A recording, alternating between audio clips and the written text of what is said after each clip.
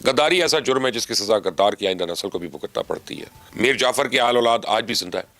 उनमें बाज़ अफराद पाकिस्तान में अच्छे ओहदों पर फाइज भी रहे, लेकिन बदकिस्मती से सब के सब गुमनामी में ज़िंदगी गुजार कर दुनिया से रुखसत हो गए। जो जिंदा हैं उनको भी कभी अपने हसब नसब का प्रचार करने की हिम्मत नहीं हुई है। पाकिस्तान को 2 लाख करने वाला शेख मुजीबर रहमान और उसका ख़ानदान भी इसी अंजाम से दो चार हुआ। इसे गद्दार की वाहिद निशानी हसीना वाजिद की सूरत में रह गई थी, अब इसमें भी सफाया होने वाला है। बांग्लादेश के इंटरनेशनल क्राइम्स ट्रिब्यूनल ने शेख हसीना वाजिद को इंसानियत के खिलाफ जराइम का मुर्तकिब करार देते हुए सजाए मौत सुना दी है, जबकि इसका घर भी मसमार करने का हुक्म सादर किया। आप अपनी स्क्रीन पर देख सकते हैं कि सरकारी मशीनरी हसीना वाजिद की रिहाइशगाह के बाहर पहुंच चुकी है, और जब तक ये वीडियो आप तक पहुंचेगी तब तक बांग्लादेश की धरती से इस गद्दार के खानदान का निशान मिट चुका होगा। बांग्लादेश की अबूरी हुकूमत ने एक बार फिर भारत से हसीना वाजिद की हवालगी का मुतालबा किया। इस दरिंदा सिर्फ खातून ने अपने दौरे इक़्तिदार में अपने खिलाफ उठने वाली हर आवाज़ को बज़ोर ताकत दबाया, सियासी मुखालफिन को जेलों में डाला, उन्हें सरेआम चौक और चौराहों में फांसियाँ दी, उनके कारोबार तबाह किया और उनको अपने ही वतन में मुजरिम बना दिया।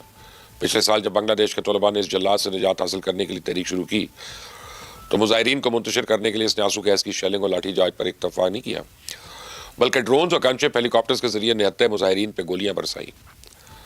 अक़वाम मुत्तहिदा की रिपोर्ट के मुताबिक शेख हसीना के हुक्म पर बांग्लादेश की फोर्सेस ने 1400 से ज़्यादा मुजाहिरीन को मौत के घाट उतारा था, और बांग्लादेश के क्राइम ट्रिब्यूनल ने हसीना वाजिद को इस कत्लेआम का मास्टरमाइंड करार दिया और कहा कि मुलज़मान ने जिन जुराइम का इर्तिकाब किया है इसके लिए सज़ा बहुत कम है, ये लोग तो बहुत ज़्यादा सज़ा के मुस्तहिक हैं। The then Awami League government led by Sheikh Mujibur Rahman planned in connivance with a neighboring country to weaken and abolish our glorious army and thus formed Rakhi Bahini, an armed organized parallel to the army. Sheikh Hasina Wajid ने अपनी पूरी ज़िंदगी भारत की proxy बन के गुजारी और अब भारत में अपनी ज़िंदगी के आखिरी दिन भारत की कड़ी निगरानी में बसर कर रही है। अपने ही लोगों पर गोली चलाने वाली इस हुक्मरान की बेबसी का आलम यह है कि वो अपनी मर्जी से किसी के साथ मिल भी नहीं सकती। भारत ने हसीना वाजिद को एक नुमाइशी खिलौने के तौर पर रखा है, और मोदी सरकार जब ज़रूरत महसूस करती है उसे मीडिया के सामने खड़ा कर देती है और उसके बाद एक रेस्ट हाउस में कैद करके भूल जाती है। इससे बड़ी सितम ज़रीफ़ी और क्या होगी कि भारत ने अपने इस एजेंट को सजाए मौत सुनाने की मज़म्मत तक नहीं की है। अपने सरकारी रद्द अमल में भारत ने बांग्लादेश की अबूरी हुकूमत का मसला अफ़ाम और तफ़हीम से सुलझाने का मशवरा दिया, लेकिन हकीकत यह है कि भारत के इशारे पर अवामी लीग ने पूरे बांग्लादेश में बगावत बर्पा कर दी है। अब तक की इतलात के मुताबिक तकरीबन 54 अफराद इस फसाद की नज़र हो चुके हैं, और ये भारतीय एजेंट सरकारी इमलाक, कारोबारी मराकज़, जलती बसें और सियासी मुखालफिन को निशाना बना रहे हैं।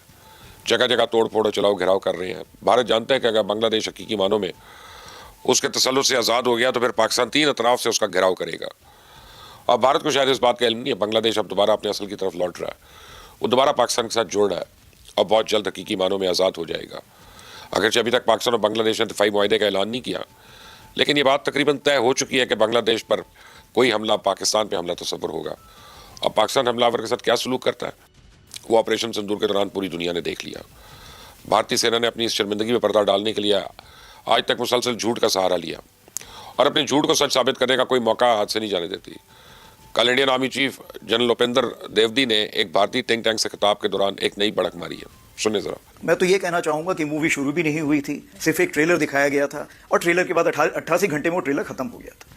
तो आगे आने वाले हालात कैसे होंगे ये इसके बारे में हम पूरी तैयारी करके बैठे हुए हैं। आपने सुना जिस ट्रेलर की बुज़दिल जनरल बात कर रहे हैं, इस ट्रेलर में भारत ने अपने 8 जंगी तैयारे S-400 डिफेंस सिस्टम्स के 2 यूनिट, 13 एयर बेसेस और सैकड़ों फौजियों की जानें गंवाई थी। इस हकीकत को पूरी दुनिया जानती है कि भारत ने खुद लड़ाई शुरू की और फिर खुद ही सीज़फायर की भीख मांगना शुरू कर दी।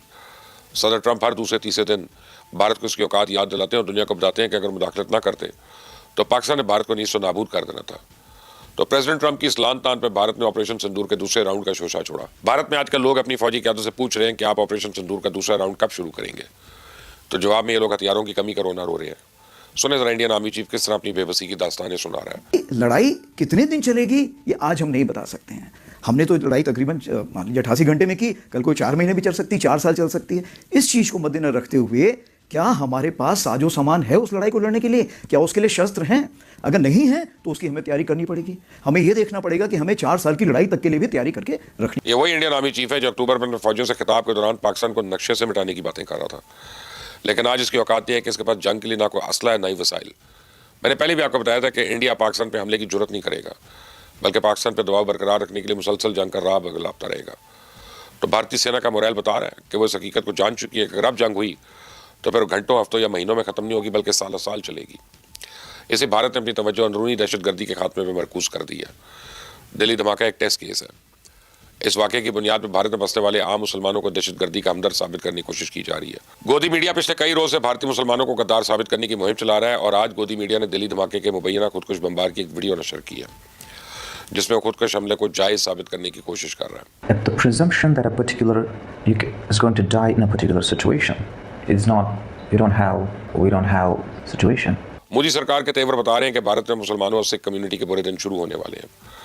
آنے والے دنوں میں آپ دیکھیں گے کہ ایک طرف مسلمان اور سکھوں کے خلاف ریاستی سطح پہ کریک ڈاؤن ہوگا, دوسری طرف ہندو انتہا پسند ان کے گھر اور املاک پر حملہ کریں گے, جبکہ گودی میڈیا قوم پرستی کے نام پر ریاست کے اس غیر انسانی عمل کی حمایت کرتا نظر آئے گا. مجھے کامنٹس اپنی رائے دیجیے گا. اس چینل کو سبسکرائب کرنا مت بھولیں, بیل آئیکن کو پریس کریے گا. انٹل نیکسٹ ٹائم, اللہ حافظ.